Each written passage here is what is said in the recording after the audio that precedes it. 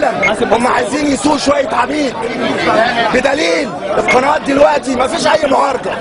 السي بي سي اول ما باسم يوسف خبط في السيسي قفلوا القناه، عشان تعرفوا ان مرسي ما قفلش قناه، ما بس حد. انما دلوقتي تعمل بس كده الباشا يتضايق ويشد.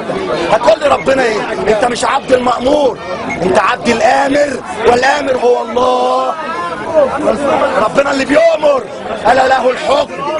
بس احنا للاسف قلوبنا خلاص ما بلاش نصلي وسيبنا القران وبقينا همنا على الدنيا وسجادة العاشر والعربيه والمزه، فربنا عمى قلوبنا عن الحق، فبقينا نقعد مع الباطل ومستكبر ان انا اقول والله انا مش عايزك تتمرد على حد، بس بقلبك تعرف ان الكلام اللي انا بقوله ده حق وطالع من قلبي.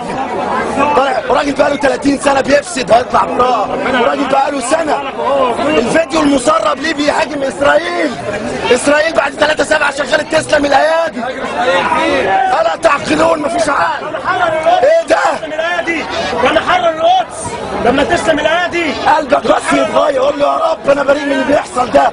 ربنا اخر كلمه، ربنا في القران الملك اللي بيقول، القران اللي احنا نسيناه مش الظابط. ربنا بيقول ان فرعون ده كان اكبر ظالم في التاريخ، وهامان ده الوزير بتاعه، وجنودهما، لان لولا الجنود ما كانش هيظلم. ما هو الباشا بيؤمر، امسك ده الجندي. حاضر يا باشا، حاضر يا باشا. انت مغفل مش تعرف انت رايح تقتل مين. رابعه ايه ده؟ كلب ماسك كلب سلطوا على ده ليه؟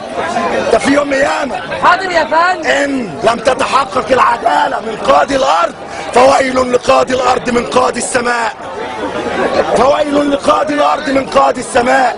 فليضحكوا قليلا وليبكوا كثيرا، فليضحكوا قليلا وليبكوا كثيرا. الظلم ظلمات يوم القيامه، والله ظلمات يوم القيامه.